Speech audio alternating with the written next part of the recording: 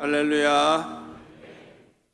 우리 일부 예배에 하나님께서 큰 은혜 주실 줄로 믿습니다. 히브리서 11장 6절에 보면은 믿음이 없이는 하나님을 기쁘시게 하지 못한다 그랬습니다.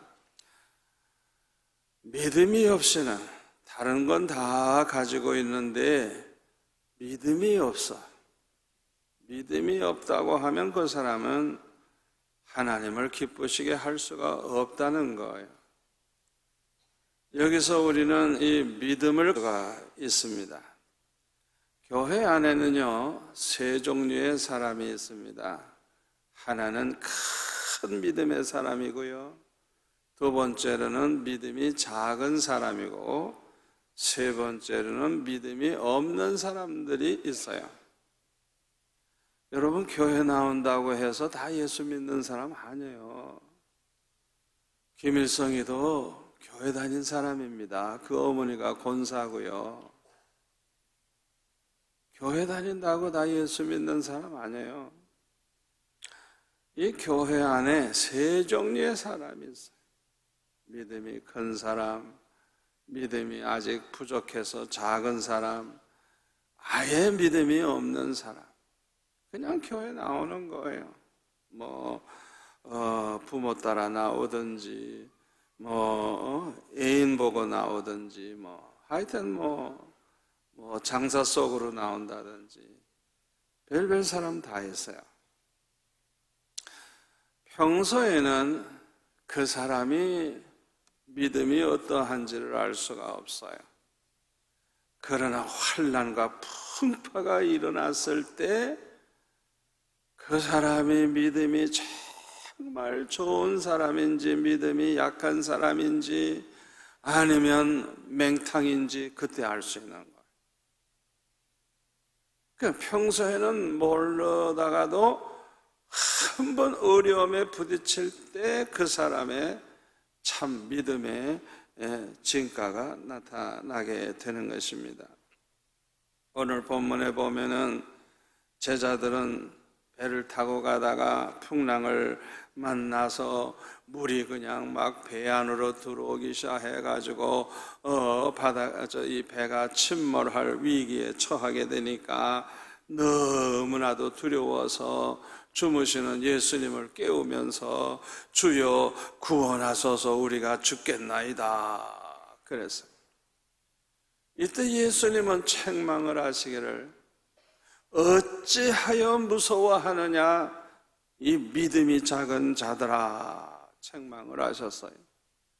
마가복음 4장 40절에는 뭐라고 말씀하셨냐면 어찌하여 이렇게 무서워하느냐 너희가 어찌 믿음이 없느냐. 믿음이 없는 걸 주님이 탄식을 하시는 거예요. 어찌 너희들은 그렇게 믿음이 없느냐. 누가복음 8장 23절에는 너의 믿음이 어디 있느냐? 도대체 너희들 믿음이 어디 있느냐? 믿음이 보이질 않는단 말이에요. 믿음이 너무나도 작은 사람들은요, 마치 믿음이 없는 사람처럼 행동을 할 때가 많아요. 저와 여러분 모두가 다 큰 믿음의 사람이 되기를 바랍니다. 그런데 큰 믿음을 가져야 되지만은 무엇보다도 먼저 올바른 믿음을 가져야 된다는 걸 우리가 기억해야 됩니다. 그 사람의 믿음이 올바른지 올바르지 못한지 어떻게 알 수가 있느냐? 하나님의 말씀인 성경에 비추어 볼 때 이 사람은 믿음이 잘못됐구나. 이 사람의 믿음은 올바른 믿음이구나. 그렇게 알 수가 있어요. 다시 말하면 하나님을 알아도 성경이 말씀하시는 그 하나님을 우리가 믿어야 되는 거예요. 아멘. 우리가 예수를 믿는다고 할 때 내 마음대로 믿으면 안 되는 거예요. 하나님의 말씀인 성경에 비추어 봐서 그 성경대로 성경이 말씀하시는 예수님을 믿어야 되는 거예요. 그래서 우리는 이 성경을 똑바로 알아야만 하나님도 똑바로 알고 예수님도 똑바로 알 수가 있는 것입니다. 교회에 처음 나온 사람이 큰 은혜를 받았다고 그냥 서서 그냥 막 흥분을 해가지고 그냥 뭐 다다다다다다다 하는데 뭐 방언을 한다고 하고 난리가 나는데 알고 보니까 교회 처음 나온 사람이에요. 성경을 한 번도 펼쳐보지도 않은 사람이에요. 그런 사람의 믿음은 그 사람이 하나님을 어떤 하나님으로 알고 저러는지 알 수가 없는 거예요. 지금 그 사람 속에 역사하는 그 영이 성령인지 미혹의 영인지 알 수가 없는 거예요. 왜? 그 사람은 성경을 전혀 모르는 사람이니까. 그러므로 우리가 올바른 믿음의 사람이 되려고 하면 성경을 열심히 읽고 배워야 됩니다. 적어도 1년에 신구약 성경을 한 번 이상은 통독을 해야 돼요. 연세가 50입니까? 50번을 읽었어야 돼요. 아직 밀렸으면 몇 번씩이라도 읽으세요. 자기 나이만큼은 읽어야 돼요. 나이만큼. 지금 연세가 80인 노인이 앉아 계시는데 고민을 많이 하시는 것 같은데요. 아예 성경 붙잡고 사셔야 돼요. 열심히 공부하시고 배워야 돼요. 요한복음 20장 30절에 보면 예수님께서 제자들 앞에서 이 책에 기록되지 아니한 다른 표적도 많이 행하셨으나 오직 이것을 기록하면 너로 예수께서 하나님의 아들 그리스도이심을 믿게 하려 함이요 또 너희로 믿고 그 이름을 힘입어 생명을 얻게 하려 함이라. 아멘. 이 요한복음을 기록하면서 이 기록한 것 외에도 예수님이 하신 일이 굉장히 많은데 그걸 다 기록하려고 하면 세상에 어디다 둘 데가 없을 정도로 그렇게 많은 거예요. 그러면 왜 이렇게 요한복음 이렇게 기록을 했느냐? 이걸 기록한 목적은 예수님이 하나님의 아들 그리스도시라는 걸 믿게 하기 위해서. 아멘. 예수님이 누군가를 특별히 똑바로 알도록 그렇게 하기 위해서 기록했다는 거예요. 그러니까 우리가 성경을 열심히 봐야만 우리 예수님이 하나님의 아들이시구나, 그리스도 메시아이시구나 알 수가 있는 것입니다. 올바른 믿음은 세 가지가 구비되어야 돼요. 첫째로는 하나님을 똑바로 아는 믿음이라야 돼요. 하나님을 똑바로 알아야 돼요. 두 번째로는 하나님을 신뢰하고 의지하는 믿음이라야 돼요. 세 번째로는 하나님을 사랑하는 믿음이라야 올바른 믿음이라고 할 수가 있습니다. 이 세 가지가 구비가 돼야 돼요. 그런데 믿음이 자라나면 자라날수록 하나님을 점점 더 깊이 알게 되고 체험적으로 알게 돼요. 이 성경 말씀만 보고 하는 게 아니라 자기가 예수 믿어가면서 살아계신 그 하나님이 어떻게 함께 하시고 성경 말씀대로 그대로의 하나님인 걸 알게 되는 거예요. 체험적으로. 그리고 믿음이 자라나면 자라날수록 그 하나님을 신뢰하고 하나님의 말씀을 신뢰하고 하나님만 바라보고 의지하면서 살아가게 됩니다. 그리고 믿음이 자라나면 자라날수록 마음을 다하고 뜻을 다하고 목숨을 다해서 그 하나님을 사랑하게 됩니다. 아멘.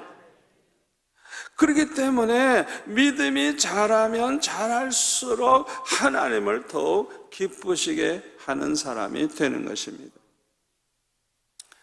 그런데 오늘 본문에 보니까 예수님께서 어찌하여 무서워하느냐, 믿음이 작은 자들아 말씀을 하시고 주무시던 예수님이 일어나셔가지고 바람과 바다를 꾸짖으시니까 아주 잔잔하게 되었다 그랬어요. 아니 그걸 보고 제자들이요 놀랍게 여겨 이르되 이가 어떠한 사람이기에 바람과 바다도 순종하는가, 그렇게 말을 했다는 거예요. 예수님이 지금 누군지를 모르고 있는 거예요. 예수님이 어떤 분인지 똑바로 알지 못하고 있다는 걸 여기서 발견하게 됩니다. 그러므로 이들은 예수님과 함께 있으면서도 풍랑이 일어나는 바다를 보고 무서워했던 것입니다. 여러분들은 예수님이 누군지 어떤 분인지 아십니까? 왜 이렇게 아멘이 작아요? 우리는 삼위일체이신 하나님을 믿습니다. 성부 하나님, 성자 하나님, 성령 하나님. 아멘. 성부, 성자, 성령이 모두 한 하나님이신 것입니다.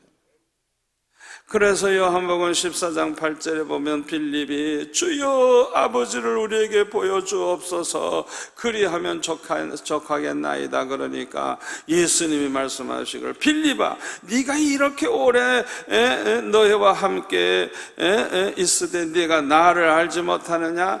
나를 본 자는 아버지를 보았거늘 어찌하여 아버지를 보이라 하느냐? 왜요? 예수님도 하나님이시기 때문에. 아멘. 예수님은 육신을 입고 이 세상에 오셨으니까 볼 수가 있지만은 하늘에 계신 하나님은 영이시기 때문에 볼 수가 없어요. 보이지 않는 하나님이에요. 여러분이 그걸 아셔야 돼요. 성자 하나님이신 예수님은 비록 육신을 입고 이 세상에 오셔서 33년을 사셨지만은 성부 하나님과 같이 똑같은 하나님이신 것입니다. 그러므로 죽은 자를 살리시기도 하셨어요. 요한복음 5장 21절에 보면 아버지께서 죽은 자들을 일으켜 살리신 것 같이 아들도 자기가 원하는 자들을 살리느니라. 똑같은 하나님이시기 때문에 그런 거예요. 예수님이 바다 위를 걸어 다니시기도 하시고 38년 된 병자를 향해서 일어나라 하니까 일어나, 그냥 일어나. 죽은 지 나흘 된 나사로에게 일어나라 그러니까 그냥 그 무덤에서 그냥 이 묵힌 채로 일어나는 거예요. 그냥 살아나는 거예요. 안전병을 그냥 일어나라 그러니까 일어나는 거예요. 오병이 여러 5,000명을 먹이고도 12방울이나 남는 그런 기적이 일어나요. 오늘 본문에도 보면 풍랑이 일어나는 바다를 향해서 마가복음 4장 39절에 보니까 잠잠하라 고요하라 말씀하시니까 즉시 바람이 그치고 아주 잔잔하여지더라 그랬어요. 명령하셨어요. 잠잠하라 고요하라 말씀하셨어요. 예수님이 이렇게 말씀만 해도 바람과 물이 순종을 했어요. 창세기 1장을 보세요. 하나님께서 천지 만물 창조하실 때 첫날 어떻게 했어요? 빛이 있으라 말씀하시니까 빛이 생기는 거예요. 성부 하나님과 성자 예수님과 똑같아. 예? 그냥 한마디 말씀만 하시면 되는 거예요. 성자 하나님이신 예수님은 성부 하나님과 똑같은 하나님이신 것입니다. 전지전능하신 분입니다. 절대 주권을 가지고 계신 분입니다. 신실하신 분입니다. 완전하신 분입니다. 다만 예수님은요, 성부 하나님의 뜻을 따라서 하나님의 백성들을 그들의 죄에서 구원하기 위해서 육신을 입고 이 세상에 오신 그리스도 메시아이신 것입니다. 우리 주님이 이 세상에 오셔서 십자가를 지심으로 말미암아 모든 죄 문제 해결해 주셨습니다. 그뿐만 아니라 죽음의 문제를 해결해 주셨어요. 우리는 죽어서 멸망하는 게 아니라 다시 부활합니다. 죽지 않고 썩지 않고 늙지 않고 아프지 않고 영생하는 몸, 영광스러운 몸으로 부활해서 천국에서 영생을 누리게 됩니다. 하나님과 함께 살게 되는 거예요. 그뿐만 아니라 저주를 해결했어요. 모든 저주를 속량해 주셨어요. 할렐루야. 그리고 아브라함의 복을 받게 해주셨어요. 메시아는 우리의 모든 문제를 해결해 주신 분이에요. 그렇기 때문에 우리가 예수님을 생각만 해도 감사하고 기뻐하고 그분을 사랑하고 경외하는 것입니다. 이 사실을 제자들은 물론이고 심지어 예수님의 가족들까지도 처음에는 몰랐어요. 나중에는 알게 되지만은 처음에는 몰랐어요. 그래가지고 예수님이 귀신 들렸다고 온 가족이 예수님 붙잡으러 온 적도 있어요, 글쎄. 요한복음 16장 3절에 보니까 유대인들이 예수님을 그리스도라고 그렇게 믿는 사람들을 출교하기로 결정하고 예수님을 이제 죽일 생각을 하고 있는데 예수님이 뭐라고 말씀하시는 거 아니에요? 그들이 이런 일을 할 것은 아버지와 나를 알지 못함이라. 몰라서. 그 유대인들은 하나님도 모르고 예수님도 모르니까 그런 짓을 한다는 거 모르니까. 예수님의 가족들도 처음에는 몰랐어요. 그런데 나중에는 이제 알게 되죠. 시간이 흐르면서 많은 사람들이 예수님이 그리스도이시라는 걸 알게 되고 믿는 것을 볼 수가 있어요. 요한복음 1장 36절에 보면은 요한이 보라 하나님의 어린 양이로다 예수님 오시는 것을 보고 그렇게 말씀하니까 이 말을 듣고 요한의 두 제자가 그 즉시 예수님의 메시아 그리스도라는 걸 알고 예수님을 따르기 시작을 합니다. 그 중에 한 사람이 베드로의 형제 안드레예요. 이 안드레가 먼저 자기 형제 시몬 베드로에게 찾아가서 우리가 메시아를 만났다. 메시아는 번역하면 그리스도라고 할 수가 있죠. 그래가지고 예수님께 데리고 왔어요. 그랬더니 예수님이 말씀하시기를 요한의 아들 시몬아 네를 장차 게바라 하리라. 게바라는 말은 번역하면 베드로라는 뜻이에요. 또 요한복음 1장 45절 이하에 보면 빌립이 나다나엘을 찾아가서 우리가 나사렛 예수 메시아를 만났다는 걸 가서 이야기를 해주니까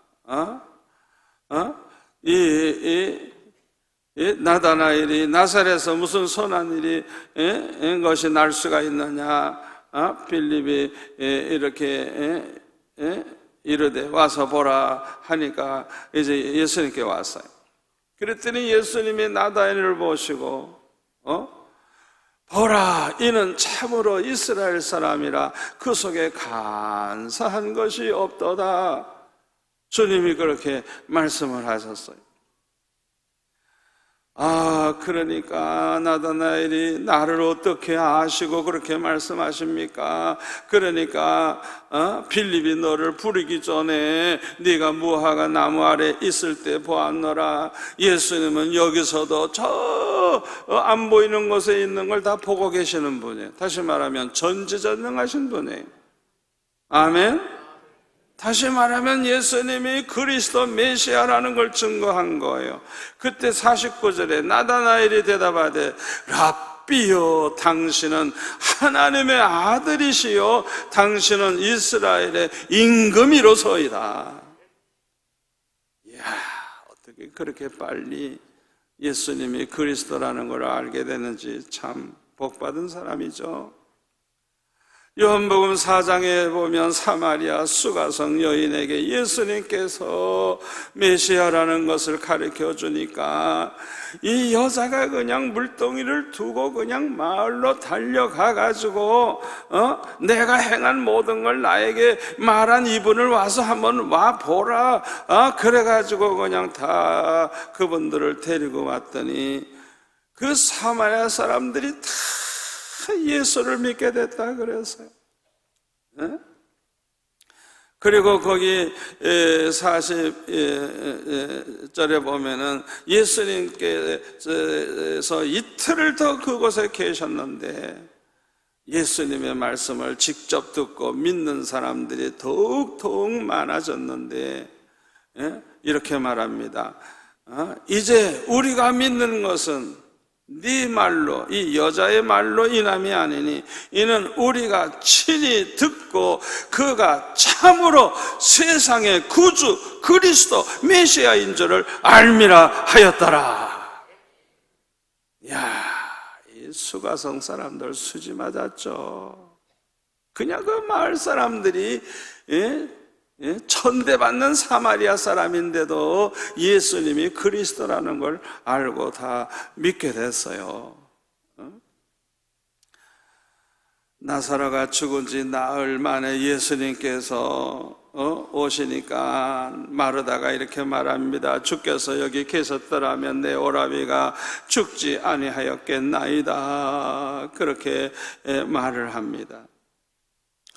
그때 이렇게 말하면서 나는 이제라도 주께서 무엇이든지 하나님께 구하시는 것을 하나님이 주실 줄 아나이다 말을 하니까 예수님께서 네 오라비가 살아나리라 말씀을 하셨어요.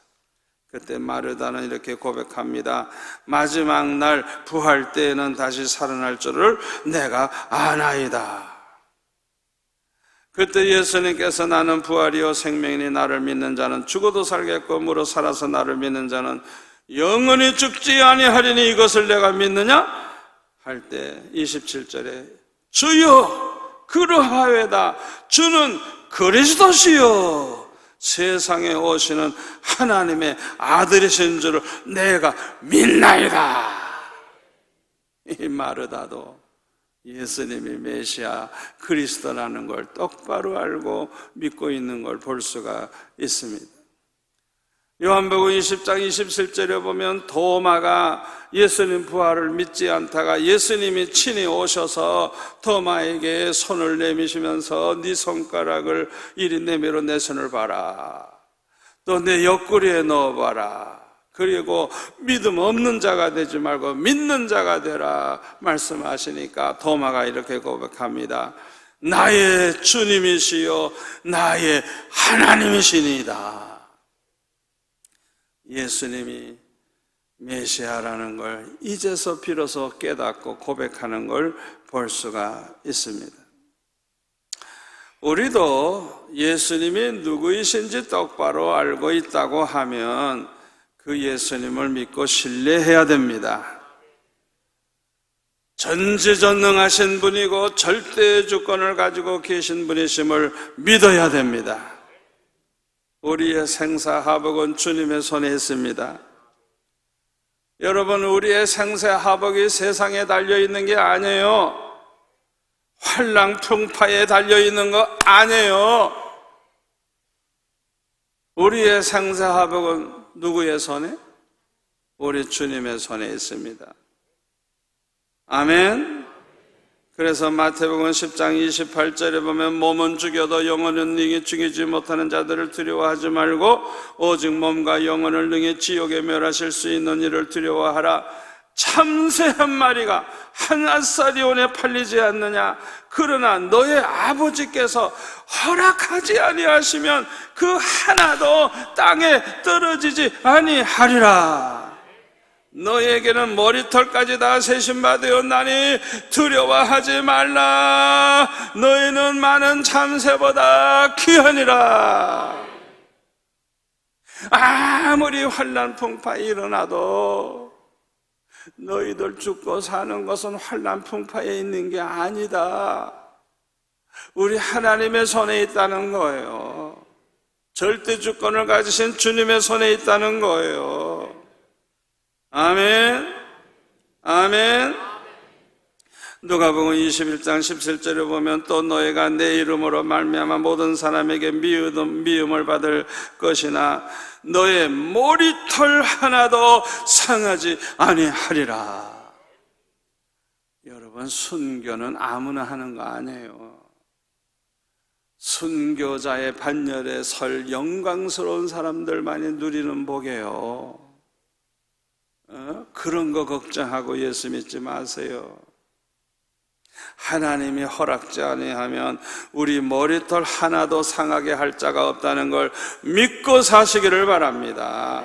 죽고 사는 거, 흥하고 망하는 거 세상에 있는 게 아니고 우리 주님의 손에 있어요. 그런데 제자들에게는 여기에 대한 확신이 없었어요. 그러니까 풍랑이 일어날 때 풍랑만 바라보고 두려워했던 것입니다. 그러나 이들이 성령의 세례를 받은 후에는 이런 두려움이 다 사라진 것을 볼 수가 있어요. 사도행전 4장에 보면은 유대인들, 바리새인, 제사장들이 예수의 이름으로 말하지도 말고 가르치지도 말라고 막 경고를 했습니다.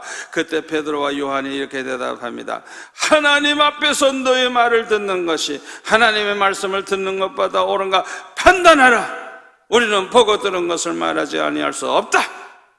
이렇게 말하니까 이 관리들이 백성들 때문에 그들을 어떻게 처벌할지 방법을 찾지 못하고 다시 위협하여 놓아주었으니 이는 모든 사람이 그 된 일을 보고 하나님께 영광을 돌림이라. 그랬어요. 사도행전 4장 31절 보면 빌기를 다함에 모인 것이 진동하더니 무리가 다 성령이 충만하여 담대히 하나님의 말씀을 전하니라. 성령 충만함을 받으니까요 두려울 게 없어. 무서워하는 게 없어. 하나님 한 분 외에는 무서워할 게 없어요. 부끄러울 것도 없어요. 담대하게 전도를 했다는 거예요. 사도행전 8장 4절에도 보면 스데반이 순교받는 다음에 사도들 외에 모든 사람들이 흩어졌는데요, 그들이 도망가서 숨은 게 아니에요. 어디를 가든지 예수님이 그리스도라는 것을 증거했어요. 안디옥에 가서도 그냥 막 전도를 열심히 했어요. 그랬더니 거기에서 예수 믿는 사람들이 너무 많이 생겨가지고 그리스도인이라는 말을 듣게 됐다고 그렇게 기록을 하고 있죠. 사도행전 9장에 보면 사울이 부활하신 예수님 만난 후에는요, 예수님을 증거하기 시작을 하니까 핍박을 하는데 막 죽이려고 하는 거예요. 그래도 두려워하지 않고 담대히 전도하는 것을 볼 수가 있어요. 예수님을 모시고 있으면서도 풍랑을 보고 무서워한 제자들처럼 지금도 예수 믿는다고 하면서도 환난 풍파가 일어나면 근심을 하고 두려워하는 교인들이 너무나도 많이 있어요. 왜 그럴까요? 믿음이 작기 때문인 것입니다. 믿음이 작은 사람의 특징이 뭔 줄 알아요? 이 세상이나 사람들만 바라봐요. 그러니까 근심이나 두려움이 떠날 날이 없어요. 그러나 믿음이 큰 사람은 이 세상이나 사람을 보지 않고 주님을 바라봅니다. 하나님을 바라봅니다. 하나님의 말씀을 믿고 하나님을 신뢰하고 하나님만 바라봅니다. 아멘. 절대 주권이 하나님에 있다는 걸 알고 하나님만 바라보고 의지합니다. 그러므로 아무리 환난과 풍파가 일어나도 항상 담대하고 평안한 것입니다. 여러분 중에 지금 근심거리를 가지고 이 자리에 앉아 계신 분 계십니까? 자꾸만 걱정이 되고 근심이 된다고 하면 그 이유가 뭔지 알아요? 믿음이 작기 때문에 그래요. 해결책은 기도하는 것밖에 없어요. 기도하면 은혜 받고 은혜 받으면 믿음이 성장하고 믿음이 성장하면 걱정이 안 돼요. 담대해져요. 그래서 빌립보서 4장 6절에 보면 아무것도 염려하지 말고 다만 모든 일에 기도와 간구로 너의 구할 것을 감사함으로 하나님께 아뢰라. 그리하면 모든 지각에 뛰어나신 하나님의 평강이 그리스도 예수 안에서 너의 마음과 생각을 지키시리라. 아멘. 아무리 큰 근심거리가 있어도요, 그게 근심이 되질 않고 마음이 평안해질 때까지 간절히 기도하시기를 바랍니다. 그리고 특별히 감사할 게 뭔지 좀 생각을 해보세요. 걱정거리만 자꾸 생각하지 말고 그동안에 하나님이 주신 복을 세어보면서 하나님이 나에게 그때 어려움 당했을 때 하나님이 나를 이렇게 축복해 주셨지, 그때는 절망적이었는데 하나님이 이렇게 해결해 주셨지, 감사할 걸 자꾸 생각해 보라는 거예요. 아멘. 그러면요 지금 이것도 하나님이 해결해 주시겠구나 믿음이 생기게 되는 거예요. 지금은 지구의 종말이 가까운 때입니다. 환난과 풍파가 계속 일어나고 있습니다. 그러므로 큰 믿음으로 무장해야 됩니다. 성령 충만한 믿음으로 무장해야 됩니다. 그리고 주님이 다시 오실 날이 가깝다는 것을 알고 열심히 복음을 전해야 됩니다. 이것이 우리의 사명입니다. 성령 충만한 초대 예루살렘 교회처럼 큰 환난이 그냥 핍박이 심하게 일어나지만은 어디를 가든지 열심히 예수님이 그리스도라는 걸 전했어요. 저와 여러분도 그렇게 살면 우리 주님이 함께 해주시고 책임져 주실 것입니다. 여러분 그렇게 살아야 돼요.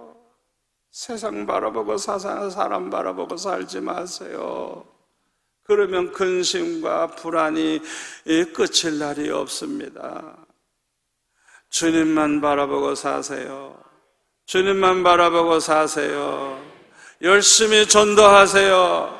주님이 함께 하실 것입니다. 책임져 주실 것입니다.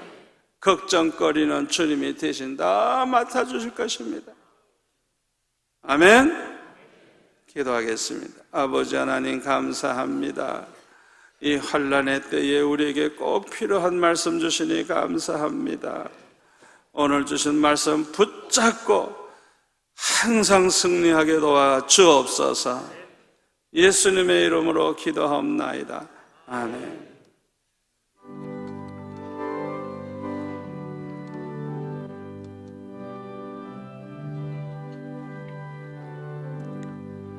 어려운 일 당할 때 나의 적은